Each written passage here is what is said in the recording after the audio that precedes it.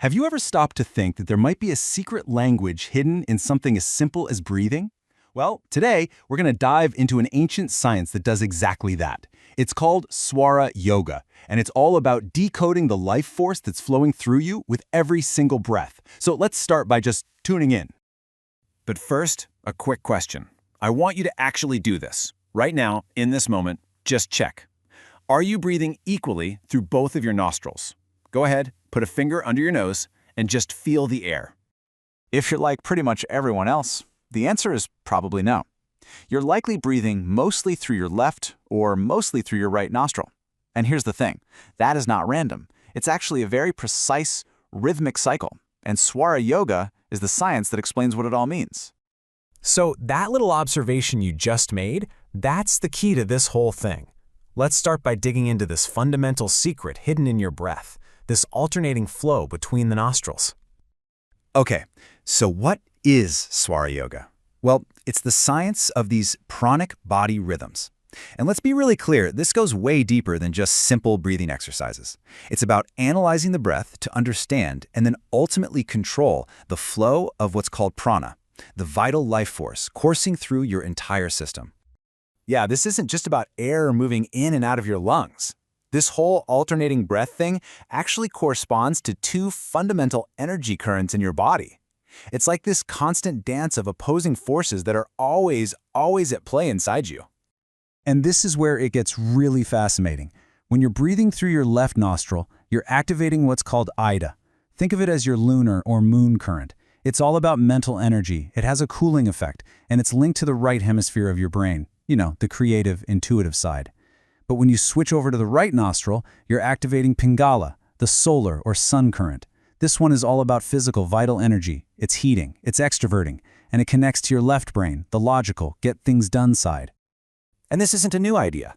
The ancient text, the Shiva Swaraya, puts it perfectly. It says, when the left nostril is flowing, your mental energy is in charge. That's a great time for creative stuff or thinking. And when the right nostril is flowing, your physical energy is stronger. That's the time for action. All right, so we're talking about all this energy, but what is it exactly? And how does it even move through the body? Let's take a look at the fuel and the superhighway it travels on. The fuel is prana. You can think of it as the universal life force, the bioenergy that animates absolutely everything. And the most direct, vital way we absorb this energy is through our breath. Now, prana doesn't just, flood our system randomly. It actually travels along this huge, intricate network of subtle energy pathways. They're called nadis. And just how vast is this network? Well, get this. The yogic texts say there are an incredible 72,000 of these nadis in the body. 72,000! Think of it like a subtle nervous system, an entire energy grid that supports our physical body. Now, out of all those thousands, there are three main superhighways we need to know about. We've already met Ida, the mental channel, and Pingala, the vital channel. But there's a third one, and it's the most important of all. Sushumna, the central channel that runs right along the spine. And this brings us to the ultimate goal of Swara Yoga. See, it's not about choosing left or right, lunar or solar. It's about moving beyond that duality to awaken this incredibly powerful third path, the central channel. So here's the catch. Sushumna, this central spiritual highway, doesn't just turn on whenever it wants. It only opens up when the two opposing forces of Ida and Pingala, the mental and the physical, the moon and the sun, are in perfect, absolute balance. This slide basically lays out the whole journey. Step 1, you balance Ida and Pingala. Step 2, the breath starts flowing evenly through both nostrils at the same time, and that's the magic moment. That is the key that unlocks the central channel, Sushumna.